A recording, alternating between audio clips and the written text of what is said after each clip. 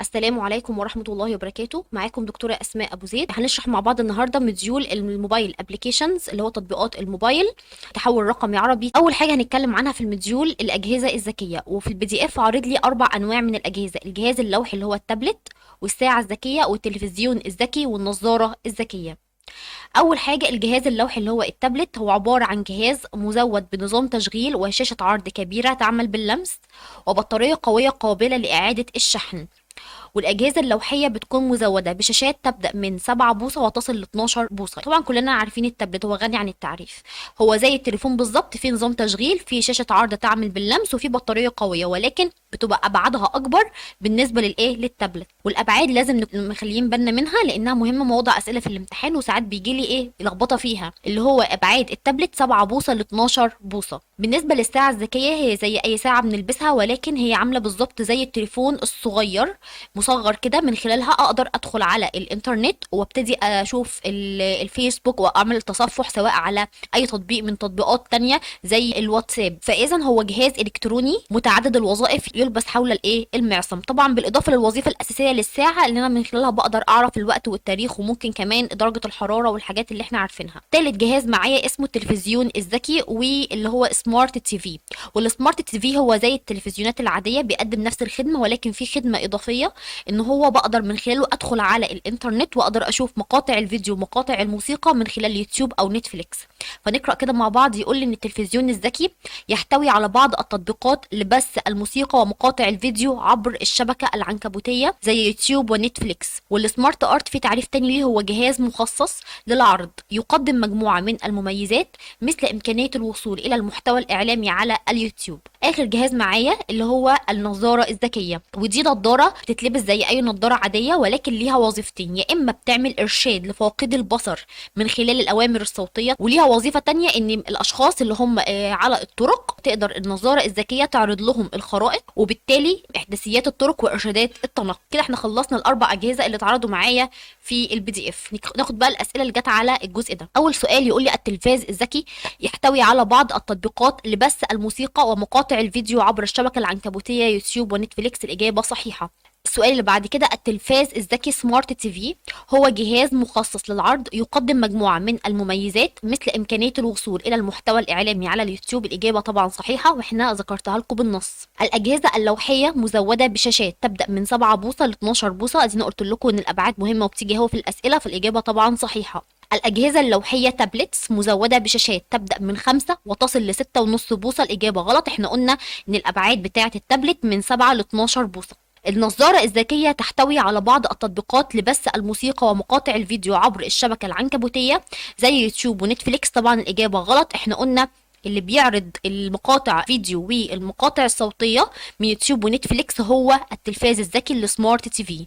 اما النظارة الذكية احنا قلنا ليها وظيفتين: يا اما تعمل ارشاد لفاقدي البصر من خلال الاوامر الصوتية، يا اما عرض الخرائط واحداثيات الطرق. فالاجابة غلط. في سؤال معايا هنا اختياري يقول لي جهاز مزود بنظام تشغيل وشاشة عرض كبيرة تعمل باللمس وبطارية قوية قابلة لإعادة الشحن. احنا قلنا ده الجهاز اللوحي او التابلت. نكمل مع بعض بقى الشرح. في عندي حاجة اسمها الهواتف الذكيه اللي هي سمارت فونز. الهواتف الذكيه دي مفيش دلوقتي حد معهوش تليفون ذكي، فعايزين نعرف مكونات الهاتف الذكي ايه. عندي 8 مكونات للهاتف الذكي. اول حاجه وحده المعالجه المركزيه اللي هي اسمها السي بي يو، ورقم 2 ذاكره الوصول العشوائي اللي هي الرام، وذاكره التخزين ستورج، والبطاريه والشاحن، والشاشه اللي هي تاتش سكرين، والكاميرا، وتثبيت الصورة البصري، وأجهزة الاستشعار زي مواقع الجي بي اس. مهم اللي احنا نعرف الحاجات اللي هي قصادها رموز بالانجلش زي سي بي يو، او حتى الكلمه بتاعتها اللي بالانجلش ستورج، لان ساعات في الامتحان ممكن ما يكتبليش ذاكره التخزين. حتى انا لو انا كنت تحول رقمي عربي، لا عادي ممكن يكتب لي ستورج بدل ذاكره التخزين. ممكن يجيب لي كلمه رام ما يقولش ذاكره الوصول العشوائي. فمهم اي كلمه انا بعرضها دلوقتي معاكم سواء كانت عربي او انجلش نخلي بالنا منها. نبتدي بقى نتعرف على حاجه حاجه بشيء من التفصيل. اول حاجه وحده المعالجه المركزيه اللي هي السي بي يو، هو العقل المدبر لاي جهاز الكتروني، وهو الذي يقوم بمعالجه البيانات من اجل تنفيذ مهمات معينه. بالظبط عامله زي جهاز الكمبيوتر اللي احنا عارفينه. طبعا احنا عارفين من المكونات الاساسيه للكمبيوتر هو جهاز السي بي يو اللي احنا بنسميه الكيسه. الكيسه دي او السي بي يو هو اللي جواه كل الحاجات اللي ليها علاقه بتشغيل النظام الخاص بالايه، بالجهاز اللي انا شغال عليه، اللي هو مثلا جهاز الكمبيوتر، او انا دلوقتي شغاله على الهواتف الذكيه. فهو العقل المدبر لاي جهاز الكتروني، وهو الذي يقوم بمعالجه البيانات من اجل تنفيذ مهمات معينه. انا بدخل بيانات وبعد كده يحصل لها معالجه طلع لي معلومات من خلال طبعا مين؟ العقل المدبر اللي هو السي بي يو. يعمل بالميجا هرتز او بالجيجا هرتز. مهم ان احنا كل جزء هنتعرض له دلوقتي نعرف وحده قياسه ايه بالظبط، عشان دي موضوع اسئله في الامتحان وساعات يروح ملخبط لي الدنيا في بعض ويجيبها لي صح وغلط. وفي حاجه عايزه اقول لكم عليها هتلاحظوها دلوقتي، ان كلمه ميجا وجيجا ممكن تتكرر معايا، لكن الكلمه اللي بعديها اللي هي هرتز الوحده بتتغير من حاجه للتانيه. يعني انا شغاله على سي بي يو فانا شغاله بوحده الايه؟ الهرتز. يبقى ميجا هرتز وجيجا هرتز. طب ندخل كده على ايه تاني حاجة اللي هي ذاكرة الوصول العشوائي اللي هي الرام. ايه وظيفتها؟ هي المسؤولة عن سرعة تنفيذ العمليات، وبتتحكم في عدد التطبيقات التي يمكن تشغيلها بشكل متزامن. الناس اللي هي ليها علاقة اكتر بالالكترونيات وبتفهم فيها، لما تيجي تشتري اي جهاز سواء كان جهاز كمبيوتر او حتى تاب لابتوب او حتى جهاز تليفون، بيهمها جدا تعرف الرام بتاع الجهاز ده كام. يعني ايه الرام؟ كل ما كان الرام اللي هو ذاكرة الوصول العشوائي كبيرة، كل ما كان التليفون اللي معايا اسرع ويقدر يعمل كذا مهمة في نفس الوقت من غير ما يهنج. فالرام هي فعلا المسؤولة عن سرعة تنفيذ العمليات، ومن خلال الرام بقدر اتحكم في عدد التطبيقات اللي بقدر اشغلها بشكل متزامن، يعني اقدر اشغلها في نفس الايه الوقت. ذاكرة التخزين اللي هي الاستورج، طبعا احنا عارفينها اللي هي المساحة الداخلية بتاعة الجهاز او حتى المساحة الخارجية اللي انا ممكن استعين بيها، اللي هي بسميها المايكرو اس دي اللي هي الكارت الميموري. فذاكرة التخزين الاستورج هي المساحة التي تخزن عليها البيانات زي الصور والفيديوهات والتطبيقات والملفات الأخرى. وحدة قياس ذاكرة التخزين استورج تقاس بالجيجا بايت. شوفوا ازاي انا جيجا بتتكرر معايا لكن الوحدة بتاعتها ما بتتكررش. بايت خاصة بالاستورج، جيجا بايت والرمز بتاعها جي بي. مش بس في ذاكرة تخزين داخلية للجهاز، لا في حاجة اسمها الذاكرة الخارجية ممكن استعين بيها، اسمها المايكرو اس دي او الكارت الميموري. هي عبارة عن وسيلة تخزين خارجية تستخدم بشكل شائع على الهواتف الذكية والكاميرات الرقمية. رابع جزء معايا في التليفون الذكي هو البطارية والشاحن. طبعا مش محتاجين شرح، وبالتالي الوحدة بتاعتهم تقاس بالملي امبير في الساعة، ام اي اتش ملي امبير، والاتش ترمز للاور اللي هو الساعة. خامس جزء الشاشة اللي هي التاتش سكرين. دي طبعا الشاشة اللي انا من خلالها بقدر اتحكم في الاوامر عن طريق اللمس. بتقاس حجم الشاشات الذكية بالبوصة اللي هو الانش. الكاميرا تقاس بالميجا بكسل. الميجا قررت معايا للمرة الثالثة، ولكن الوحدة بتاعتها دي خاصة بالكاميرا اللي هي البكسل. يبقى هرتز خاصة بالسي بي يو، بايت خاصة بالاستورج، بكسل خاصة بالكاميرا. طب تثبيت الصورة البصري، يعني ايه تثبيت الصورة البصري؟ هو عبارة عن تقنية موجودة في الأجهزة علشان تمنع أو تحد من الاهتزاز أثناء التقاط الصور. احنا طبعا لما نيجي ناخد صورة بإيدينا بالتليفون ساعات إيدينا بتتهز، فالتقنية الموجودة في الأجهزة الذكية أو في الهواتف الذكية دي بتحد أو بتقلل من تأثير الاهتزاز ده، بتخلي الصورة نوعا ما تيجي مظبوطة ومبقاش إيه مهزوزة. يبقى هي تقنية تعمل على الحد من تأثير الاهتزاز أثناء التقاط الصور، وتساعد على ثبات الصورة عند تصوير مقاطع الفيديو. اخر جزء معايا اللي هو اجهزه الاستشعار. والمستشعرات هي مكونات الكترونيه دقيقه مزود بها الهاتف، الغرض منها هو الكشف عن التغيرات في الحركه والبيئه وتحويلها الى اشارات الكترونيه يمكن معالجتها بواسطه الهاتف الذكي. زي مثلا مواقع الجي بي اس بيعتمد على شبكة من الأقمار الصناعية، ومستشعر الجي بي اس هو المسؤول عن تحديد موقعك بالظبط. هي عبارة عن مستشعرات موجودة جوه الأجهزة دي بتساعدني اللي أنا أقدر أحدد الحركة وكمان البيئة اللي حواليا، ومن أمثلة عليها هي الجي بي اس. ناخد بقى الأسئلة اللي جت على الجزء ده. تقاس سرعة المعالج بالميجا هرتز. إجابة صحيحة، طبعا المعالج قصده بيه السي بي يو، احنا قلنا السي بي يو وحدته الايه الهرتز. سؤال رقم 2 معايا في الجزئية دي. وحدة المعالجة المركزية سي بي يو هو العقل المدبر لأي جهاز إلكتروني، وهو الذي يقوم بمعالجة البيانات من أجل تنفيذ مهمات معينة. الإجابة صحيحة. تقاس ذاكرة التخزين ستورج بالجيجا بايت. الإجابة صح، احنا قلنا الستورج الوحدة بتاعتها البايت. بعد كده السؤال اللي عليه الدور، ذاكرة الوصول العشوائي هي طبعا قصده بيها الرام، هي المسؤولة عن سرعة تنفيذ العمليات وتتحكم في عدد التطبيقات التي يمكن تشغيلها في نفس الوقت. الإجابة صحيحة. تقاس حجم الشاشات الذكية بالبوصة. الإجابة صح. تقاس البطاريات في الهواتف بالملي امبير في الساعه اللي هي ام اي اتش. الاجابه صحيحه. اخدتوا بالكم يا جماعه ان الوحدات مهمه ازاي؟ فكل جزء لازم اعرف وحده قياسه ايه بالظبط. السؤال اللي بعد كده، تقاس سرعه المعالج بالجيجا هرتز. الإجابة صحيحة، المعالج يعني سي بي يو فطبعا وحدتها الهرتز. المستشعرات هي مكونات إلكترونية دقيقة مزود بها الهاتف، الغرض منها هو الكشف عن التغيرات في الحركة والبيئة وتحويلها إلى إشارات إلكترونية يمكن معالجتها بواسطة الهاتف، ومثال عليها الجي بي اس. الإجابة صحيحة. مستشعر الجي بي اس اللي لسه قايله لكم عليه هو المسؤول عن تحديد موقعك بالضبط. الإجابة صح. تقنية تثبيت الصورة البصري تعمل على الحد من تأثير الاهتزاز أثناء التقاط الصور وتساعد على ثبات الصورة عند تصوير مقطع الفيديو. الإجابة صحيحة. السؤال اللي بعد كده، تقاس الكاميرا بالميجا بكسل. إجابة صح. الذاكرة الخارجية مايكرو اس دي هي عبارة عن وسيلة تخزين خارجية تستخدم بشكل شائع على الهواتف الذكية والكاميرات الرقمية. الإجابة صحيحة. نكمل مع بعض الأسئلة. الذاكرة الخارجية مايكرو اس دي هي وسيلة لحماية شاشة الهاتف من الخدوش أو الكسر. الإجابة غلط. احنا قلنا المايكرو اس دي الذاكرة الخارجية هي وسيلة لزيادة المساحة. طب تقاس ذاكرة التخزين ستورج بالجيجا هرتز. الإجابة غلط، احنا قلنا الستورج وحدتها البايت فالإجابة الصحيحة جيجا بايت. السؤال اللي بعد كده، تقاس سرعة المعالج بالجيجا بايت. الإجابة غلط، احنا قلنا سرعة المعالج اللي هو السي بي يو وحدتها هي الايه الميجا أو الجيجا هرتز مش الجيجا بايت. بعد كده يقول لي تقاس سرعة المعالج بالجيجا وات. قلنا غلط، بالجيجا هرتز أو الميجا هرتز. يعتمد نظام تحديد المواقع العالمي جي بي اس على بيانات الإنترنت. إجابة غلط، هو مش بيعتمد على الإنترنت، هو بيعتمد على شبكة من الأقمار الصناعية. ناخد بعد كده الأسئلة اللي هو اختياري.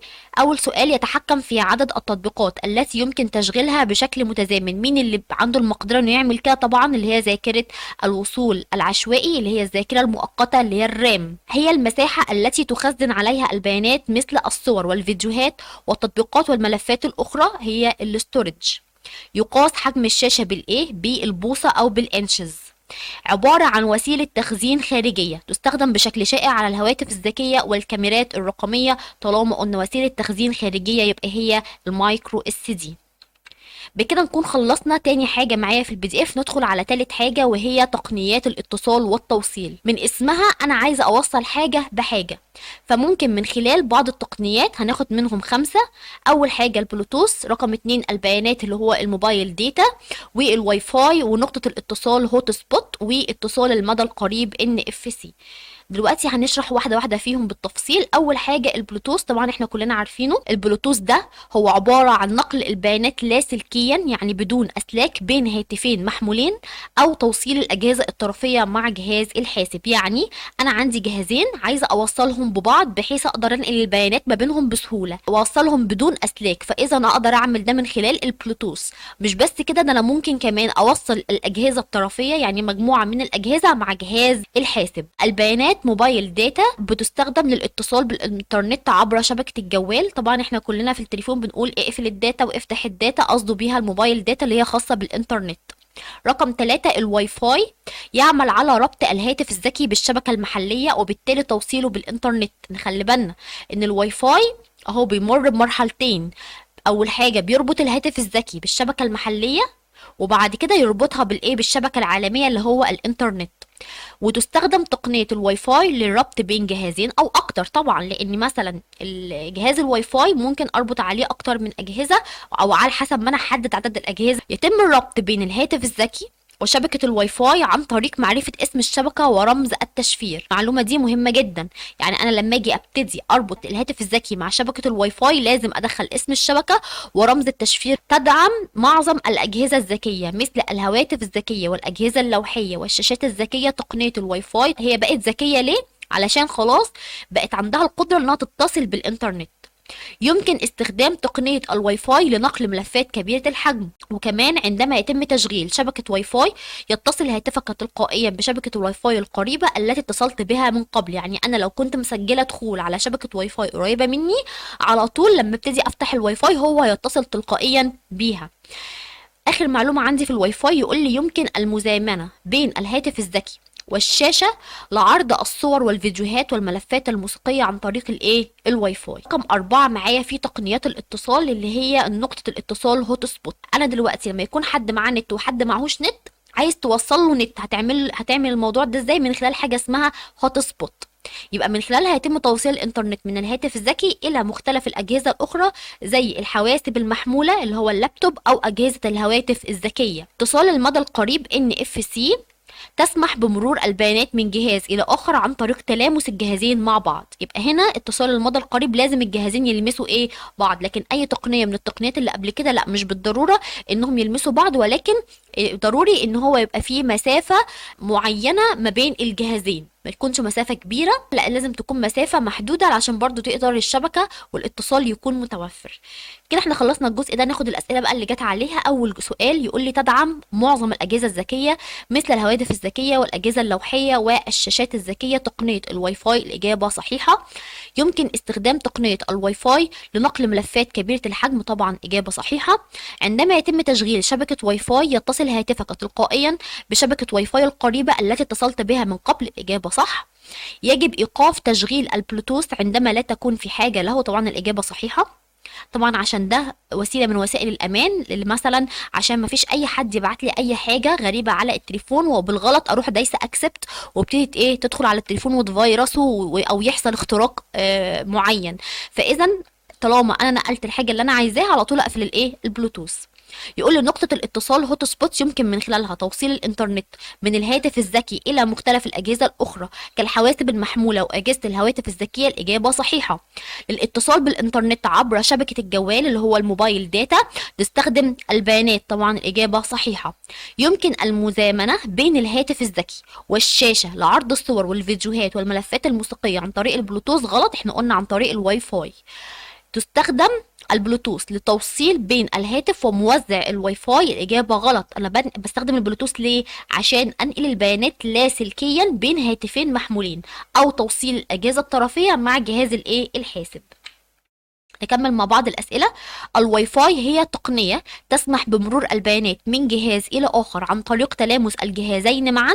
الإجابة غلط. احنا قلنا التقنية اللي لازم يبقى فيها تلامس هي تقنية ال NFC اللي هو اتصال المدى القريب. يتم الربط بين الهاتف الذكي وشبكة الواي فاي عن طريق معرفة اسم الشبكة وبصمة الإصبع؟ غلط، احنا قلنا اسم الشبكة ورمز التشفير. السؤال اللي بعد كده نقطة الاتصال NFC اللي هي اتصال المدى القريب يمكن من خلالها توصيل الإنترنت من الهاتف الذكي إلى مختلف الأجهزة الأخرى كالحواسب المحمولة وأجهزة الهواتف الذكية؟ الإجابة غلط، هي هوت سبوت مش NFC. يمكن اتصال الهاتف الذكي بالشاشة عن طريق البلوتوث لعرض الصور والفيديوهات؟ غلط، احنا قلنا هوصل الهاتف الذكي بالشاشة عن طريق الواي فاي. ناخد الأسئلة اللي هي اختياري. تعمل على ربط الهاتف الذكي بالشبكة المحلية وبالتالي توصيله بالإنترنت؟ طبعا هتكون الواي فاي. السؤال اللي بعد كده كل ما يلي يعتبر من المستشعرات ما عدا كومباس وجي بي اس وتحديد المواقع؟ كل الحاجات دي تعتبر من المستشعرات ما عدا الهوت سبوت. احنا قلنا الهوت سبوت وظيفته ان انا اوصل الانترنت من جهاز ذكي لاجهزة ذكية اخرى سواء كانت حواسب محمولة يعني لابتوب او هواتف ذكية. كل مما يلي يعتبر من تقنيات التوصيل ما عدا تقنيات التوصيل، يعني اقدر اوصل او انقل بيانات من الى، فطبعا من خلال الهوت سبوت اقدر انقل الانترنت، البلوتوث انقل ملفات، والواي فاي ما عدا الجي بي اس. الجي بي اس من المستشعرات، فلازم نخلي بالنا يعني ايه مستشعر ويعني ايه تقنية توصيل. جي بي اس مش من المستشعرات، اما الهوت سبوت والبلوتوث والواي فاي كل دي من تقنيات التوصيل. كده احنا خلصنا 3 حاجات مهمين جدا في الPDF. هنبتدي ننتقل على حاجة جديدة وهي اسمها انواع الهواتف الذكية. الهواتف الذكية زي ما احنا شايفين كده دلوقتي دي كلها اللوجو بتاعة التليفونات الموجودة حاليا زي ابل وسامسونج ولينوفو واوبو، فكل الحاجات دي احنا عارفينها. بيقول لي في معلومة مهمة، تتنافس الشركات تقديم اعلى قيمة مقابل اقل سعر. يعني كل دي شركات بتقدم هواتف ذكية. ايه اللي يخلي ان الشركة دي ناجحة وشغالة ودي ناجحة وشغالة وكل الشركات التانية شغالة وفي ناس بتشتري من ده ما تشتريش من ده وهكذا؟ ليه؟ علشان الشركات بتعمل حاجة اسمها تنافس، يعني كل واحد عايز يقدم اعلى قيمة، يعني اعلى تقنيات واعلى تحديثات باقل سعر، عشان يبقى شركته هو اللي عليها الايه، الاقبال. فاذا التنافس بيبقى على طول ايه، موجود. ففي سؤال بيجي لي هنا، سؤال سهل جدا ما فيهوش حاجه، يقول لي تتنافس شركات الهواتف الذكيه لتقديم اعلى قيمه مقابل اقل سعر؟ الاجابه صحيحه. يبقى ايه هي الهواتف الذكيه اللي مصنعه في مصر؟ ثلاث حاجات: سامسونج وانفينكس وفيفو. سؤال جه عليه هنا يقول لي تطرح حاليا شركه هواوي في الاسواق هواتف ذكيه مصنوعه في مصر؟ الاجابه غلط. احنا قلنا الهواتف الذكيه المصنوعه في مصر هم ثلاثه: يا سامسونج يا انفينكس يا فيفو، لكن هواوي مش شركه مصريه. بعد كده هنتكلم عن أنظمة تشغيل الهواتف الذكية. عندي 3 أنواع من أنظمة التشغيل: الأندرويد، وده أغلب التليفونات اللي احنا شغالين عليها النظام التشغيل بتاعها الأندرويد، والآي أو إس، وهارموني. أول حاجة أنظمة تشغيل الهواتف الذكية. يعني إيه نظام تشغيل؟ يعمل نظام التشغيل كمنصة تتيح للتطبيقات التعامل مع مكونات الهاتف الذكي زي شاشة اللمس وشبكة الهواتف النقالة والبلوتوث والواي فاي ونظام تحديد المواقع وغيرها. يبقى هي عبارة عن منصة تربط بين التطبيقات اللي أنا بنزلها على التليفون وبين مكونات الايه، التليفون. طب بالراحه، يعني ايه؟ انا دلوقتي نزلت تطبيق وليكن مثلا اليوتيوب. تطبيق اليوتيوب ده من خلاله انا ممكن اقدر ارفع فيديو، ممكن ارفع مقطع صوت، ممكن اكتب كومنت. وبالتالي عشان اقدر استخدم التطبيق لازم يبقى فيه ربط بين التطبيق نفسه وبين مكونات الهاتف، يعني بين شاشة اللمس عشان من خلال الشاشة هقدر اعمل كل حاجة، انتقل من حاجة لحاجة، اقدر اكتب، اقدر اعمل كل حاجة. صح كده ولا ايه؟ طب وبرده لازم اربط التطبيق بالتليفون من ناحيه واي فاي علشان اقدر اشغل نت واقدر اشغل التطبيق نفسه. فنظام التشغيل هو ده هدفه، ان هو منصه بتخلي التطبيقات اللي انا اقدر انزلها على التليفون تتربط مع مكونات الهاتف نفسه زي شاشه اللمس والشبكات الخاصه بالتليفون عشان كله يشتغل ايه مع بعض. يبقى نقرأها تاني مع بعض. هو يعمل نظام التشغيل كمنصة تتيح للتطبيقات التعامل مع مكونات الهاتف الذكي زي شاشة اللمس وشبكات الهواتف النقالة والبلوتوث والواي فاي ونظام تحديد المواقع وغيرها. طبعا نظام تحديد المواقع اللي هو الجي بي اس. قلنا ان احنا عندنا 3 انواع من انظمة التشغيل هي الموجودة حاليا. اول نظام معايا هو الاندرويد، واندرويد اللي بتقدمه شركة جوجل. يوفر النظام متجر جوجل بلاي يحتوي على آلاف التطبيقات. يبقى ايه المتجر الخاص بنظام اندرويد؟ هو جوجل بلاي.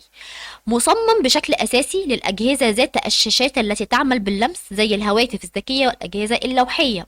وكمان نظام الاندرويد يعمل نظام التشغيل اندرويد على تحسين الاداء من خلال ابطال اذونات التطبيقات الغير المستخدمه لفتره طويله. وأنظمة التشغيل مفتوحة المصدر التي تعمل على لينكس وطورته شركة جوجل مع التحالف المفتوح للهواتف النقالة OHA. وأحدث إصدار من أندرويد يحمل رقم كام؟ 13. يبقى كل دي معلومات خاصة بأندرويد. مهم جدا أعرف إن المتجر الخاص بالنظام التشغيل، المتجر الخاص بأندرويد هو جوجل بلاي، وطبعا أندرويد هو اللي مقدماه شركة إيه؟ جوجل. تاني نظام معايا الاي او اس، ودي اللي مقدماه شركة ابل، وبيوفر اي او اس النظام ده اب ستور. يبقى جوجل بلاي لايه؟ لاندرويد، اما اب ستور من ايه؟ من ابل، اللي هو نظام التشغيل اي او اس. بيوفر نظام الاي او اس لمستخدميه تحديثات منتظمه ويقدم باستمرار ميزات جديده للمستخدمين حتى لو كان لديهم اجهزه قديمه. نظام الاي او اس هو نظام تشغيل من شركه ابل ويستخدم حصريا لاجهزه الايفون. احدث اصدار من الاي او اس يحمل رقم 16. اخر نظام تشغيل اسمه هارموني، ودي من شركة هواوي. يوفر نظام هارموني متجرا خاصا للتطبيقات اسمه اب جاليري. اركز من اب جاليري واب ستور. ناخد بقى الاسئله اللي جت على الجزء ده. يقول لي نظام الاي او اس هو نظام تشغيل من شركة ابل ويستخدم حصريا لاجهزة الايفون. الاجابه صحيحه. نظام تشغيل الاندرويد مصمم بشكل اساسي للاجهزه ذات الشاشات التي تعمل باللمس زي الهواتف الذكيه والاجهزه اللوحيه. الاجابه طبعا صحيحه. السؤال اللي بعد كده، يعمل نظام التشغيل اندرويد على تحسين الأداء من خلال إبطال أذونات التطبيقات الغير مستخدمة لفترة طويلة. الإجابة صحيحة، وإحنا قلت لكم المعلومة دي. يوفر نظام ال iOS لمستخدميه تحديثات منتظمة، ويقدم باستمرار ميزات جديدة للمستخدمين حتى لو كان لديهم أجهزة قديمة. الإجابة صحيحة. هارموني هو نظام تشغيل للأجهزة الهواوي. الإجابة صح. الاي او اس هو نظام تشغيل يستخدم حصريا أجهزة الايفون. إجابة صحيحة. يعمل نظام التشغيل كمنصة تتيح للتطبيقات التعامل مع مكونات الهاتف الذكي مثل شاشة اللمس وشبكات الهواتف النقالة والبلوتوث والواي فاي ونظام تحديد المواقع وغيرها. الإجابة صحيحة، وده تعريف نظام التشغيل وعرفنا الوظيفة بتاعته من إيه من التعريف ده. يوفر نظام هارموني متجرا خاصة للتطبيقات اب جاليري. الإجابة صح. الإصدار الثالث من أندرويد هو أحدث الإصدارات. غلط، احنا قلنا أحدث إصدار لأندرويد هو رقم 13. نظام تشغيل الاي او اس يعتبر متجر لتطبيقات الجوجل بلاي. غلط، احنا قلنا الاي او اس ده خاص بايه؟ بشركة ابل، وبالتالي هيبقى اب جاليري، ولكن جوجل بلاي من النظام اللي بيدعمه نظام الاندرويد. فالاجابة غلط، يبقى نظام تشغيل اندرويد يعتبر متجرا لتطبيقات جوجل بلاي. يتوفر حاليا احدث اصدار لنظام الاي او اس يحمل رقم 13. غلط، احنا قلنا يحمل رقم 16 اللي هو بتقدمه شركة ابل. اندرويد هو نظام تشغيل يستخدم حصريا لاجهزة الايفون اللي هو الاي او اس. طبعا الاجابة غلط، الاجابة الصحيحة اللي هو الايه الاي او اس هو نظام تشغيل يستخدم حصريا لاجهزة الايفون. نكمل مع بعض الاسئلة. الإصدار رقم 16 هو أحدث إصدار اي او اس حاليا. إجابة صحيحة. يوفر الأندرويد متجرا للتطبيقات جوجل بلاي يحتوي على آلاف التطبيقات لمختلف الوظائف والعمليات. الإجابة طبعا صح. ينصح بالحصول على التطبيقات من متجر جوجل. الإجابة صح. يتم تحديث تطبيقات الأندرويد عن طريق متجر جوجل بلاي. الإجابة صح. يمكن تثبيت تطبيقات جوجل بلاي على أجهزة هواوي. الإجابة غلط، احنا قلنا هواوي نظام التشغيل بتاعها اللي هو ايه هارموني، وبالتالي لما اجي انزل متجر هيبقى اسمه اب جاليري، فالاجابه هتكون غلط. يمكن تنزيل التطبيقات عن طريق اب ستور على الهواتف التي تعمل بنظام الاندرويد. غلط، احنا قلنا الاندرويد يبقى المتجر بتاعها هو جوجل بلاي. اخر سؤال معايا في صح وغلط في الجزئيه دي، يقول لي يوفر الاندرويد متجرا للتطبيقات اب ستور يحتوي على الاف التطبيقات لمختلف الوظائف. احنا قلنا الاجابه ايه غلط، الاندرويد يبقى جوجل بلاي. نتكلم بقى عن الأسئلة الاختياري. أنظمة التشغيل مفتوحة المصدر التي تعتمد على لينكس وطورته شركة جوجل مع تحالف المفتوح للهواتف النقالة طبعا هو الأندرويد. توفر أبل متجرا للتطبيقات تسمى إيه؟ تسمى آب ستور، من اسمها أبل يبقى آب ستور. وتتوفر ميزة الإملاء في لوحة المفاتيح الخاصة بالأندرويد. توفر هواوي متجرا للتطبيقات بيسمى آب جاليري. وبكده نكون خلصنا معاكم الجزء الأولاني من تطبيقات الموبايل للتحول للرقم العربي. انتظروا معايا إن شاء الله الجزء الثاني من المديول. ما تنسوش تدعمونا بشير ولايك للقناة عشان نقدر نقدم لكم كل جديد، وفي وسيلة جديدة لدعمنا وهي سانكس ممكن تستخدموها، وبالتوفيق للجميع.